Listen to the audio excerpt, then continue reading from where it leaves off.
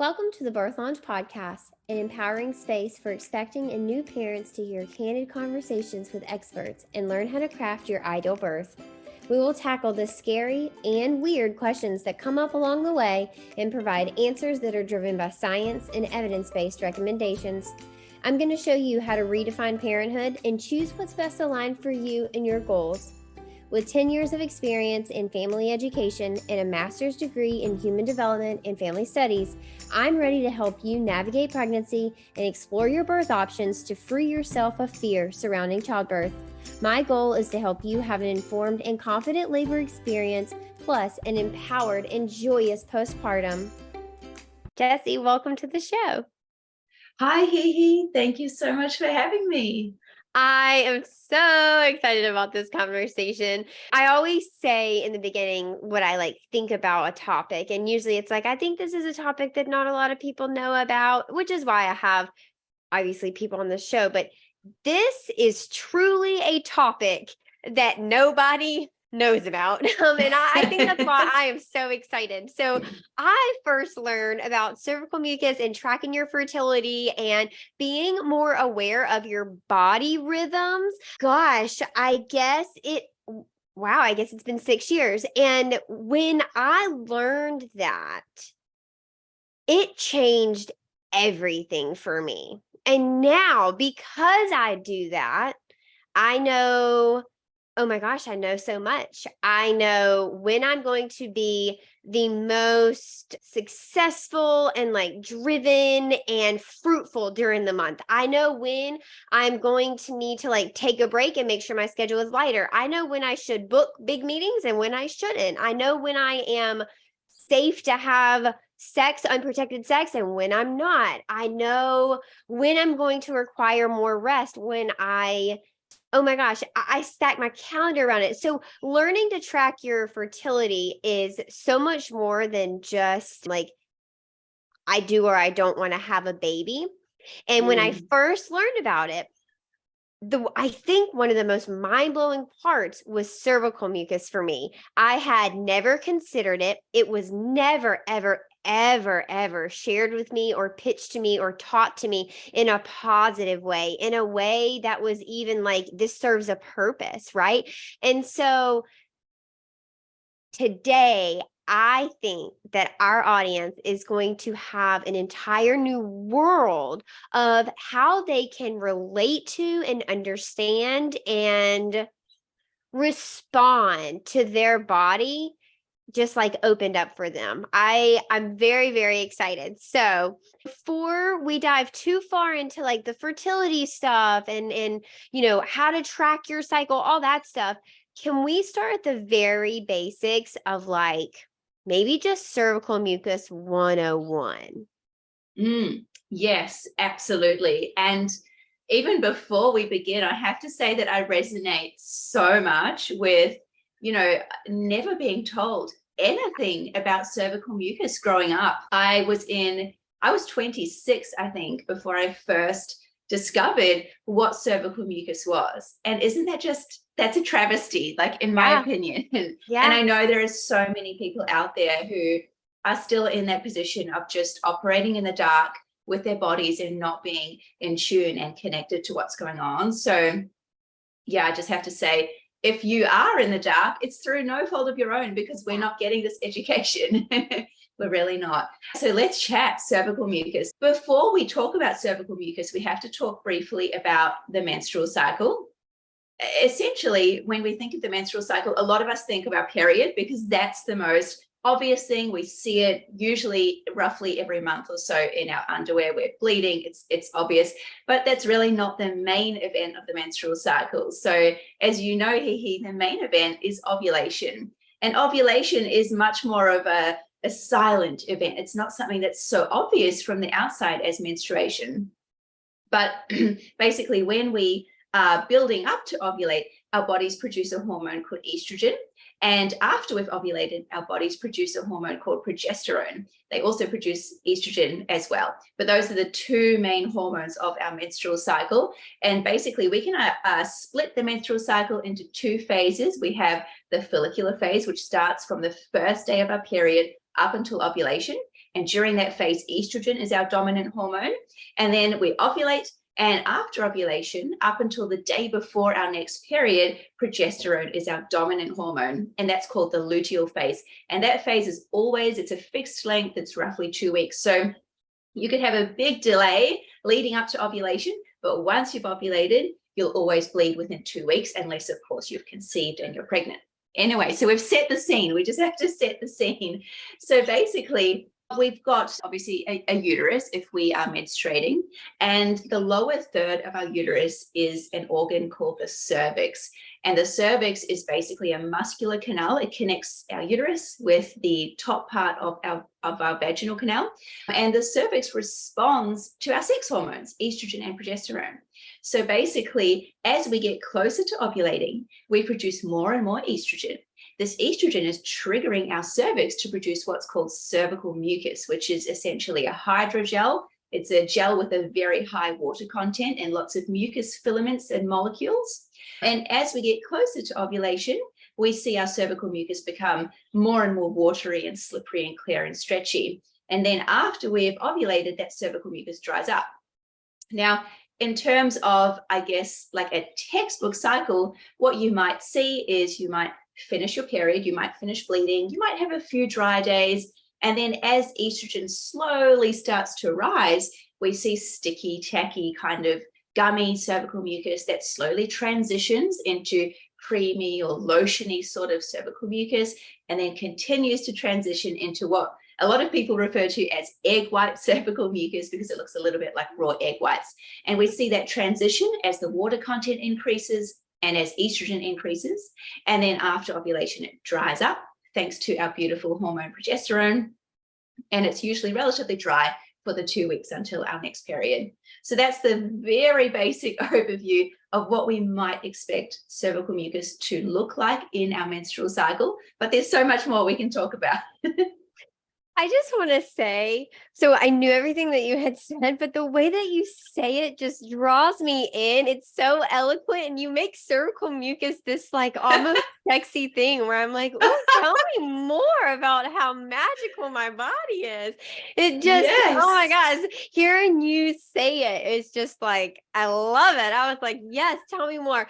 Okay, so I guess do tell me more. What if someone has a very short follicular phase or a very long follicular phase? How might we be able to track our own patterns in order to know this? So this is a fantastic question. And first off, it's so normal. So there's this myth out there of the 28-day menstrual cycle. And there's this myth that we're all ovulating on cycle day 14. And it's simply not true. So when we look at the real world, we have people ovulating very early in their menstrual cycle and people ovulating much later. And a lot of that can even be influenced by things like PCOS, so polycystic ovarian syndrome, stress, undereating, overtraining, all those sorts of things can push out ovulation and sometimes even bring it earlier. So if we're traveling and stressed, all that sort of thing. So there is this natural variation that occurs because we're normal, natural human beings out in the real world. And what that means is that our cervical mucus patterns can look different. So as just a very basic example, just say you have PCOS and your ovulation is delayed. So maybe you have quite long menstrual cycles. Maybe you've got 50 or 60-day long menstrual cycles. What you're likely to see is multiple patches of what we call estrogenic cervical mucus, because when we have PCOS, often our bodies are trying over and over to ovulate, but they're not quite getting there. And every time our body is attempting to ovulate, we have follicles growing in our ovaries and producing estrogen. And as we learned before, estrogen is stimulating our cervix to produce cervical mucus. And so we might see multiple patches of egg white cervical mucus, but then we don't see an abrupt dry up, which would happen if we popped out an egg and we started producing progesterone. Cervical mucus usually abruptly dries up. And we would also see a rise in temperature if we had ovulated. So that's the other half of the symptothermal method, which I teach. And so if you're charting your cycle with the symptothermal method, you can literally see it playing out in real time. These ovulation attempts, maybe they don't quite happen. Maybe your body tries again. maybe your body finally has the energy, resources, and things are in a good space, and you ovulate, and you can see that reflected in your chart. So we don't always see textbook charts, but the fantastic thing about the symptothermal method is that it does still work if you do have irregular cycles. And that's actually quite a big myth that we see out in the world, that you have to have like a perfectly regular 28-day cycle to use the symptothermal method, or it's sometimes known as the fertility awareness method. And it's just not true. It's actually still relevant if you have irregular or long cycles. Yeah. Okay. So this symptothermal, what is it? What was the name? Symptothermal method. Yeah. You said it's fertility awareness method. So is it basal body temperature plus cervical mucus, and you do those two things together? So yes, essentially the symptothermal method is where we have a protocol for combining both cervical mucus observations and our basal body temperature observations. So there's actually a lot of different types of what we call fertility awareness-based methods, or FABMs. So there's mucus only, or temperature only, or symptohormonal, where people are measuring urinary hormone metabolites. There's many different variations of FABMs, but the form that I teach, the symptothermal method, essentially is just cervical mucus tracking in combination with basal body temperature tracking. And it is, in my opinion, uniquely useful, especially when we're in our regular times of fertility in our reproductive life, because we're able to double check and cross check these two, what we call fertility biomarkers, against each other, which reduces the chances of error. So just say you have a fever and it spikes your temperature, you're also cross-checking against cervical mucus. And that's part of the reason the method is so effective. So to be clear for our listeners, this is what I use. Jessie, can you step us through what this method looks like? And then listeners, I will share what I do. Amazing. Yes. So on a day-to-day basis, we are doing two things. So number one, we're observing our cervical mucus, and different methods have different protocols, but essentially you're checking cervical mucus multiple times all throughout the day. So it's not just like a one and done thing. It's a very comprehensive observation process, but it is seamless and easy and quick. So it's not hugely time consuming. And then also we are taking our temperatures first thing in the morning when we wake up. So we're observing these two fertility biomarkers. Then what we're doing is we're charting them on a chart. So either a paper chart, or some people use an app. I love the Read Your Body app if you're wanting to use an app. So we've then got those observations on a chart, because it's all well and good to say that we're observing things, but if we don't write them down, it's so easy to forget. So charting is a really important part.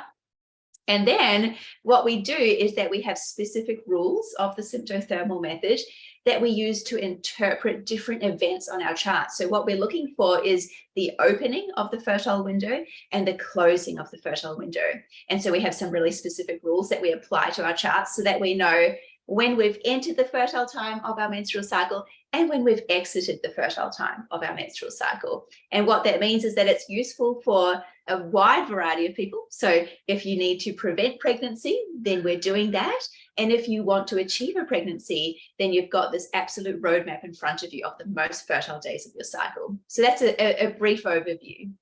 I love that. Okay, you guys, I'm like geeking out, because this is how I came into this journey of like feeling so in control of my body. And I know some people out there are not going to believe this, but I can truly tell which side I ovulate from. And it's because I truly feel it. Like I am so connected with myself. And it actually came from this. This is not any sort of like woo-woo thing. I learned exactly what was going on. I was like, oh my God, all this time, that's not gas. I have been having X, Y, and Z. Or like, oh my God, this makes so much sense because this is what my hormones are doing, right? So for listeners, I know I'm going to get a million messages of people saying like, what do you use? Here's what I do. I do cervical checking. Just anytime I go to the bathroom, I'm checking my cervix, or my cervical mucus, not my cervix, but my cervical mucus, just being aware of it. It's nothing formal in my case, and it's what works for me. And then for a while there, I was waking up to take my temperature, and it just wasn't sustainable. So I opted actually for the temp drop, and I love it. I know some people don't love it, and I know it's not for everybody, but for me, that's what works, and it's what works for my lifestyle. And when I travel, it's it's easy to take with me. So those are some options that you have. I love this method so much because I think the cross check that you talked about, I always have described it as the double layer. I had like a backup system. One didn't work, or if I had questions about one, I had a backup system, but that cross check is a much better description. You have two looks into your body, your hormone, what is going on in your cycle. And, women, people with female hormones work on that day to day. Well, I don't want to say like 30-day cycle, 28-day cycle, because you touched on it being a variety of days connected, weeks connected, where we know our counterparts or males work on a 24-hour cycle. So it's very important, I have found, for our relationship, because I kind of know what's coming down the pipeline emotionally. It also has helped with mental health because now I know where in the month my anxiety is going to peak, probably due to hormones. When I don't even know, my anxiety peaks when I stop sleeping, when I start having the intrusive thoughts, I can remind myself, oh yeah, I'm in this period. This is anxiety talking. Let's go do a meditation. Let's take a nap. Let's go work out. Let's go read. Let's go walk barefoot in the grass for a second. I can get a hold of myself a lot better than if I was just spiraling and had, or not if, but when I used to spiral and have, no reason for it. Or in my mind, I was like, I have no idea why this is happening. Yes, it's so powerful. Such a powerful practice Yeah. to know yourself at that level, because it is, I'm just speaking from my own personal experience. It's frightening and confusing when you are navigating the world and you don't understand why you're not operating at this even keel, and you see everyone else, you see the Instagram highlights, you see perhaps your male counterparts out and about, always showing up pretty much at the same level of energy and motivation and emotional stability.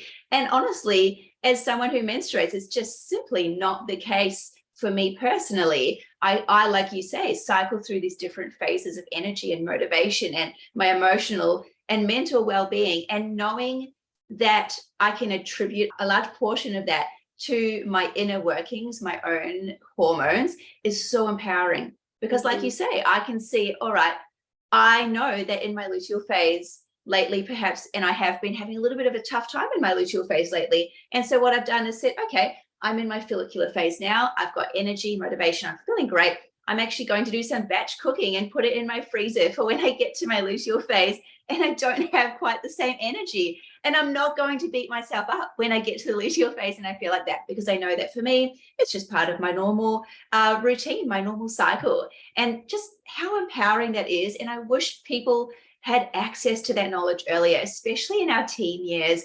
I think that would be transformative. And I'm sad that people don't have that in their teen years.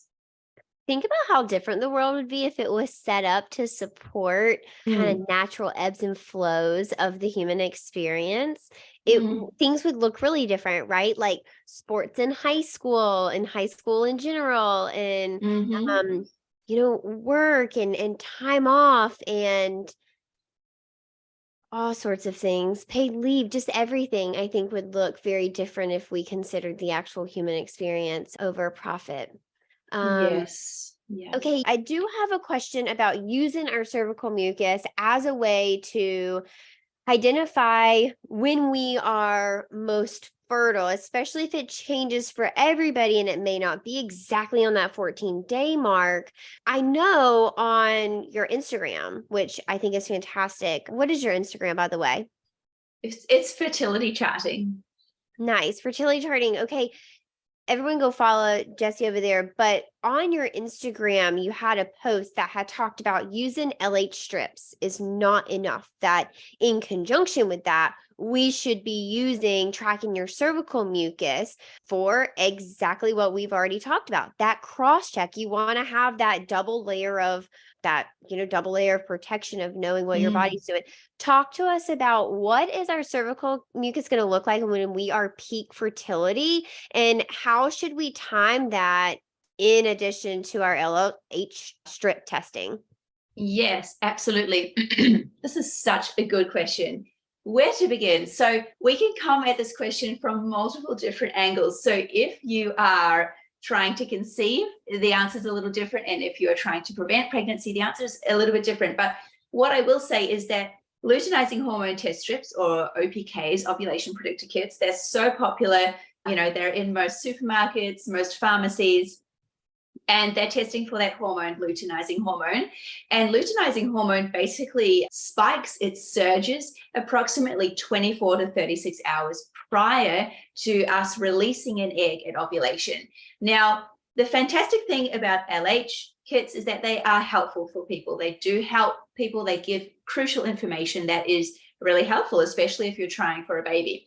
Now, the problem is a few problems. Number one is that not all LH surges are followed by ovulation. So sometimes our body tries to ovulate. It does provide a surge of LH, but we just don't quite ovulate.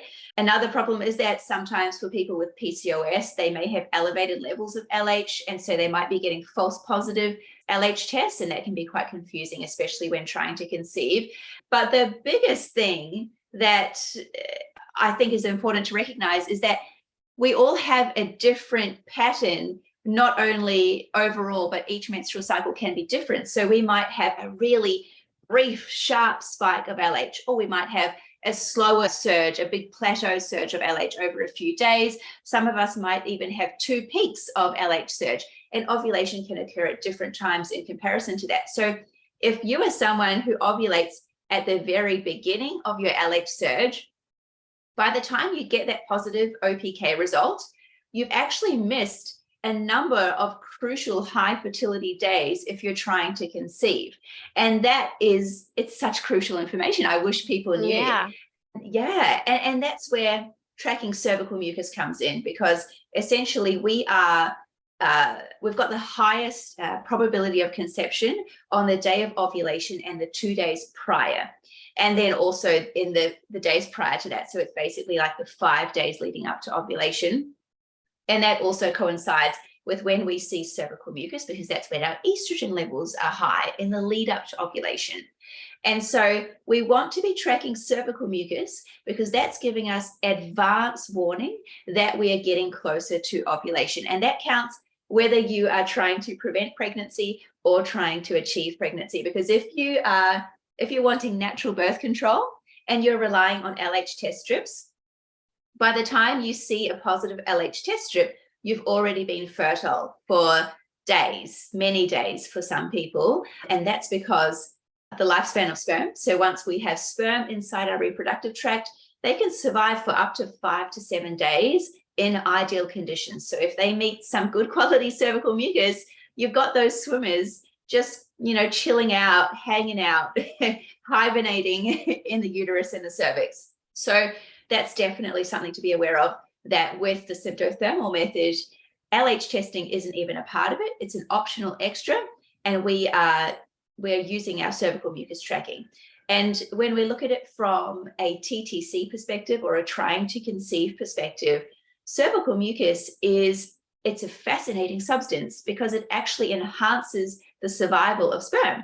So if we have sex, unprotected sex, on a dry day, so a day where there's really no cervical mucus present, there's no moist or wet or slippery sensations at the vulva, sperm have a very low survival rate because our vagina is acidic. And so the probability of conception is around 0.3%. But then if we're having unprotected sex on days where we have wet and slippery and stretchy cervical mucus, sperm have a much higher survival rate of almost 30%. So we're basically saying tracking cervical mucus can increase your odds of conception because it allows you to target intercourse to days where those sperm have the best chances of survival. And that's what we want when we're trying to conceive. So I think I've gone a little bit off track from your question. Sorry, HeHe. No, not at all. Again, you have made something very unsexy and I think stressful to people trying to conceive, trying to time their intercourse right, trying to get pregnant. You've made it sound really sexy again. You made it sound like, wow, I can totally do this. Okay, so can we talk about what it would look like for someone who's trying to prevent pregnancy? So someone like me.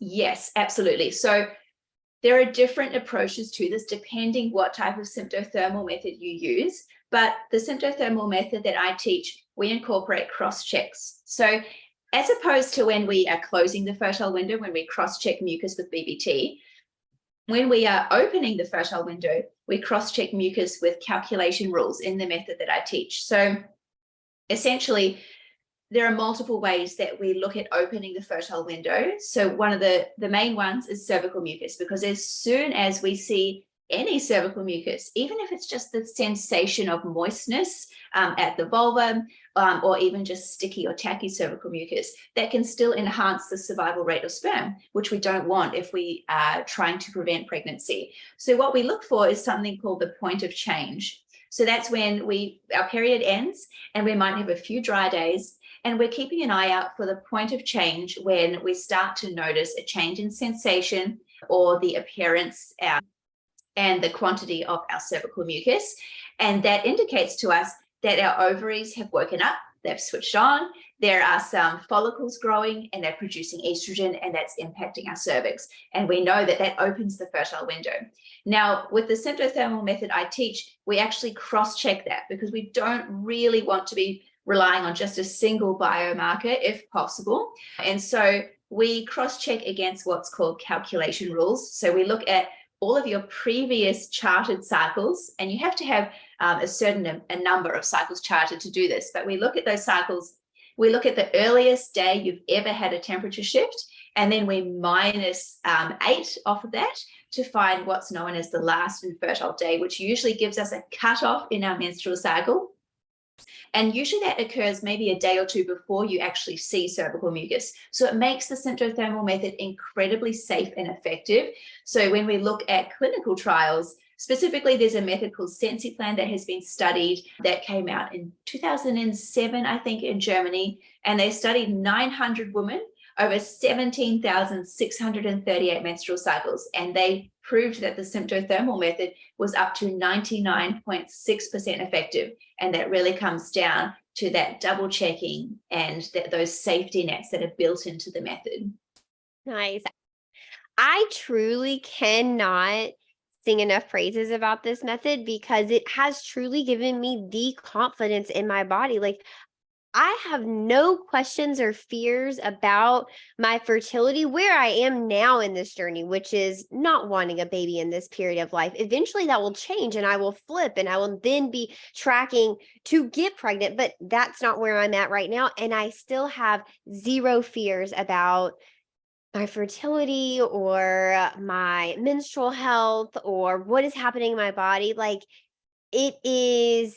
it truly was like a weight lifted. No, it was gradual. I learned about it over several years, and I didn't just go from birth control to I usually refer to it as the fertility awareness method, but I didn't go straight to FAM. It's a gradual learning curve. So if you're out there listening being like, this sounds cool, but it sounds like a lot of work, it is a lot of work. I mean, you're learning your body in a way that you've never really sat down and done that introspection before. You are connecting with your body in a way that traditionally our society is taught women not to connect with us, or actually do the exact opposite, or intentionally do things to disrupt it, or intervene unnecessarily. So it's certainly not your fault if you are like, why haven't I known this? And also, this seems like a lot, but it is worth the time. And you can do it in small chunks too. I did it in small chunks, and I made small steps. And I can say, and this isn't new, it probably, to go from zero to totally confident, it probably took me between 3 and 4 years. So I am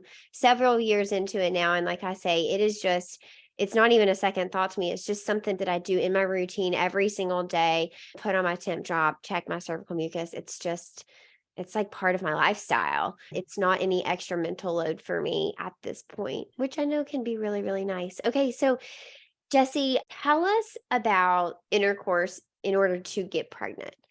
You said that you've got 5 days maybe that you are fertile. Does this mean that people should be having sex on those days, and definitely the 2 days leading up to ovulation? And then I have always heard to have sex the day after ovulation, just in case. Is that a myth? Is that something people should be doing? How does that work? What should we know about that? Yeah, this is a fantastic question. And the answer is that in the menstrual cycle, we have a 6 to 9 day fertile window. So essentially it's going to be different for everyone because our biology and our health impacts, these variables. But essentially there's the egg we release at ovulation, and that has a maximum fertilizable lifespan of around 24 hours. And during that 24 hours, we can even release additional eggs, and those would also have a maximum fertilizable lifespan of up to 24 hours. So essentially the absolute maximum that you could have an egg alive and awaiting fertilization is 48 hours. Now, we also have to factor in the lifespan of sperm, which is up to 5 to 7 days. So when we look at that, we've got a range of 6 to 9 days fertile window. But when we really look at it even further, the average lifespan of sperm is usually a little bit closer to 3 days. So the 5 to 7 days is more the outer limits. So we really don't have this huge window of time in the menstrual cycle. We do really want to target intercourse. And the best way that we can do that is by targeting intercourse to days where we are seeing really high quality cervical mucus. So that's cervical mucus that is clear. It's cervical mucus that's stretching. It's cervical mucus that is causing a wet or a slippery sensation at our vulva. So as we're walking around throughout the day, we might just notice, hey, that feels wet. So if it's something that's foreign to you, think about when you get your period unexpectedly and you feel a wet sensation and you're like, oh no, like I've got to go to the bathroom. Like I didn't realize I was going to get my period. That sensation, you might notice that around the time of ovulation. So that's something to keep in mind. But yes, we want to target sex to those days because that's going to give sperm the best chances of survival. And we need sperm, if possible, to be ready and waiting in the fallopian tubes in advance of the egg being released, because that egg's got such a short fertilizable lifespan.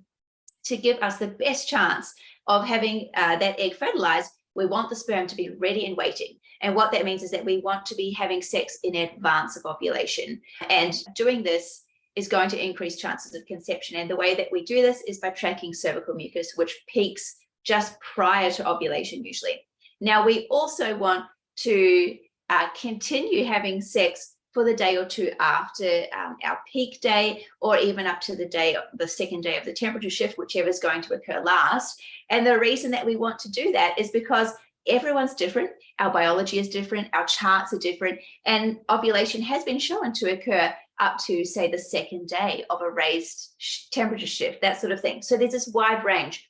And when I work with clients, we nail that down on our charts and we target intercourse to those days to optimize our chances of pregnancy. And the thing is that it is possible, it can be done, and it does increase chances of pregnancy. And it's available to everyone to do. Simply tracking cervical mucus is the best place to begin. Oh, and I should say, if anyone is listening and thinking where to even begin, maybe you are trying to conceive and you're not in a position to really investigate this to a huge level of detail because it can be stressful. There's a lot going on. If you visit my website, I have a cervical mucus gallery. You can literally browse through images. You can get used to what it looks like and really familiarize yourself. And that a lot of people have told me that's been really helpful in their conception journey.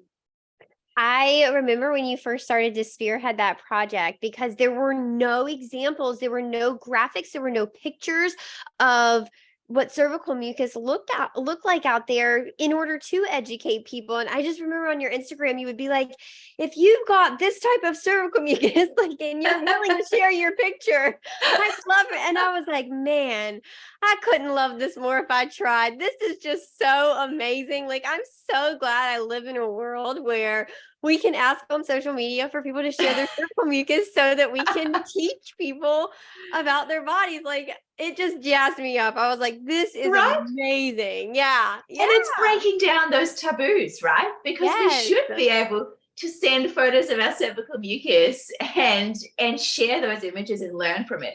And unfortunately, it still remains a taboo. Like, I still remember feeling embarrassed when I was at work and when I had a different job. And the IT guy had to help me with my computer, and he came over to help and opened a folder, and it was just full of cervical mucus pictures. But I remember that feeling, and it is such a taboo. It still exists. But I just imagine a world in which we all recognize cervical mucus for the wonderful, incredible substance it is. It's magical. Yeah, and I gotta be honest, I didn't know. I was so blown away by cervical mucus when I first started this journey of taking control of my fertility and just learning about my body and bringing my menstrual cycle to a place that I was in control of it and that I felt connected to it, and it didn't feel like a burden or something that was gross or something that I like almost like I didn't want it to come. I was like, oh no, no, no, no, I don't want this thing. It Mm. really it changed my whole life. All right. I do have one question before we wrap too far up. And it came from a Instagram post that you have up, and it talks about cervical mucus filtering out sperm. Talk to us about that a little bit. Great question. I love this question. So, cervical mucus does a lot of things for us when we talk about conception. It's a uniquely fascinating substance because some studies show that it is actually assisting in filtering out sperm with abnormal morphology or motility.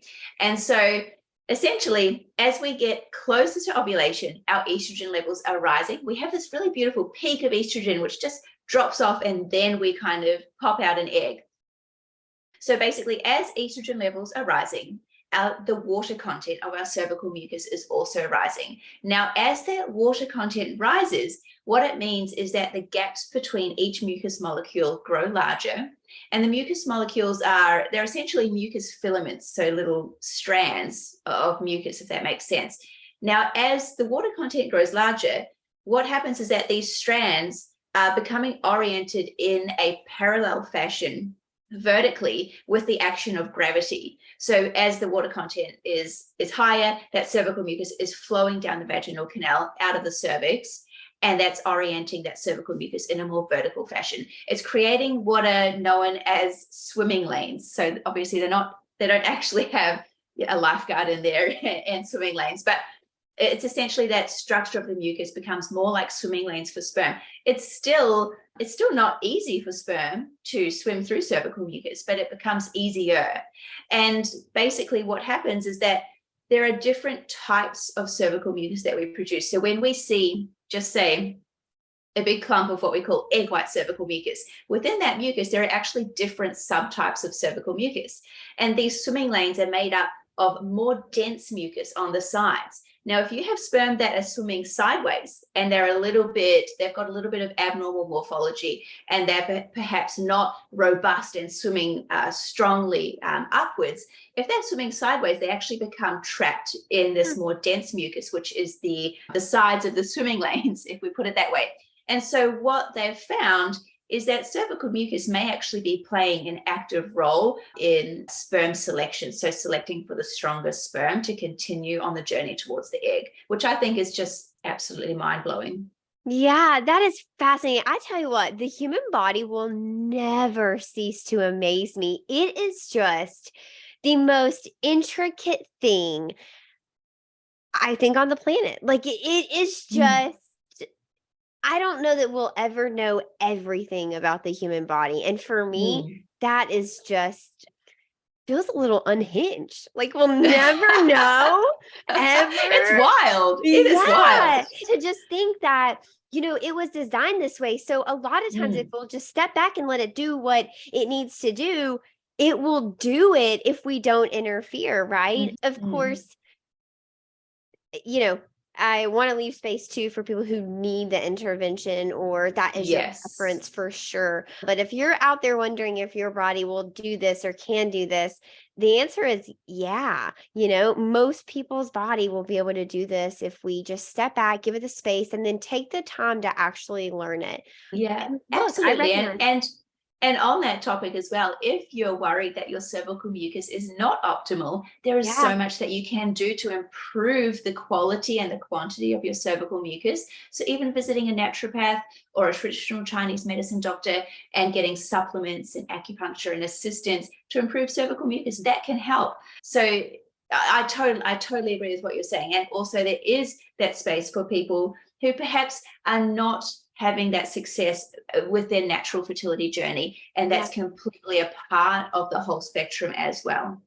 Yeah, absolutely. Are there things just like quick and easy, accessible to everybody that you can do to improve, like foods to eat or not eat, like avoid alcohol, avoid sugar? Does any of that matter? I will say that this is outside of my scope of practice. So I'm not a naturopath or a Yeah. traditional Chinese medicine provider. So I can't provide any official advice. But what I will say is that the number one easy thing that you can do for cervical mucus is hydration, because cervical mucus is made up of over 90% water.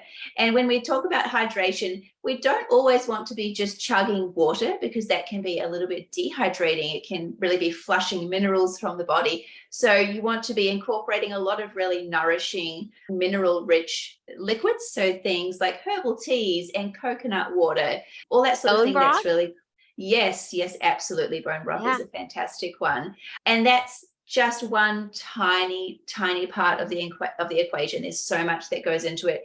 Really, it's, in my opinion, it's about nourishment, not only on a physical level, but a soul level as well.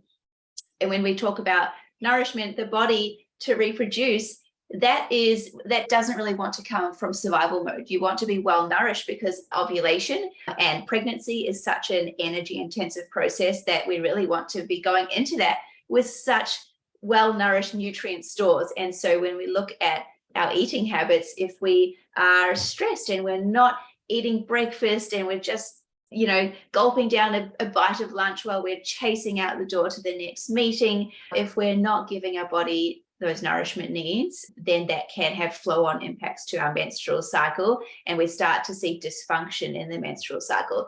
And again, there's so much I could say on this, but I'm not qualified to do so, so I won't. But I will say that if you visit a naturopath or a traditional Chinese medicine doctor, they will have lots of fantastic advice for you. One thing I will also say is that you can look into specific supplementation. B6 is a fantastic one that's been shown in clinical studies to improve the quality of cervical mucus. So there's so much that you can dive into there, too much to go into for the podcast. Another episode, another day. Yeah. Yeah, this is fantastic. Oh my gosh. This is also fascinating. I think, I never thought about my period as an indicator of what was going on with my health for, like I say, a couple years ago. And once I did, it just changed my life. And that's why I really wanted to talk about this today. I wanted to open people's eyes that there is another way to be in control of your fertility. Whether you're happy or not with your current birth control situation, just knowing that this is an option if and when it ever becomes appropriate for you, I think is super helpful. It may not be a tool that's applicable for you right now in the stage of life you're in right now, but just knowing that it's a tool in your toolbox is my goal with this. So I certainly didn't bring you to this conversation to convince you to do any sort of particular birth control method, but just to know that you have different options out there is always my goal. So I'm so glad that you guys are listening along. And Jessie, thanks so much for joining me today and us and our audience. If they wanted to follow along, we connected them with you on Instagram. But how else might they be able to work with you? You had mentioned your website. Where can people find you?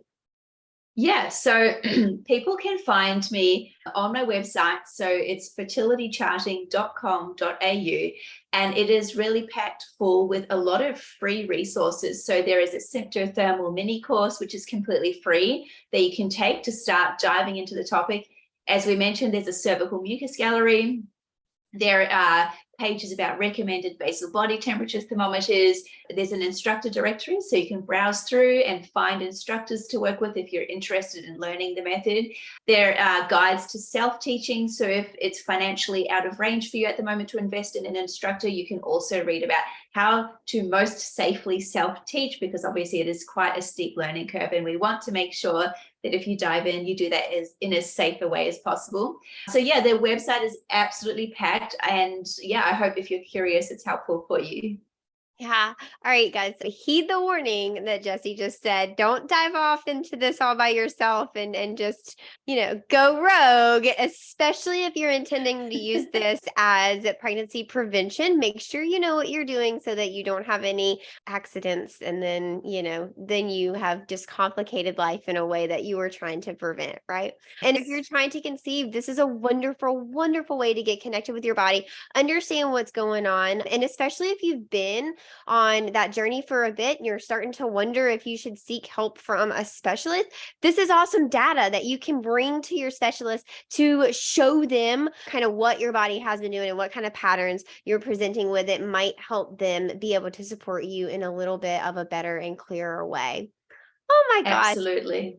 Jessie, this has been such a great conversation. I feel like so fulfilled, and I could listen to you talk all day. And also I just get so jazzed up talking about the symptothermal method or the fertility awareness method. It's something that changed my life like so completely. And I wasn't expecting it. And I think that's why it makes me so excited, is because I really got into this journey just because I was tired of where my menstrual cycle was and the products I was using. I was just trying to get into, to be honest, I was just trying to be a little crunchier. I was just trying to be a little healthier. I thought I could get rid of some extra chemicals and things I was exposing myself to. And it led me down this beautiful path of really being able to take control of my fertility, and it truly changed the way my lifestyle was designed. And now I design it around my menstrual cycle, which I think is really cool and magical. And I want people to know that that's an option for them. So thanks so much for joining me. Thank you so much for having me here. I'm on the same page with you. It's just completely transformed my life as well. And it's just been such a pleasure to speak about it with you and get the word out there. So thank you so much. I'm so excited. Thanks so much for joining me. All right, you guys, I will see you next week for another episode of the Birth Lounge podcast. Until then, goodbye. Thanks for joining us. I'll see you next time on the Birth Lounge podcast. Until then, head over to Instagram and find us at Tranquility by HeHe and give us a follow. You can also check us out at thebirthlounge.com.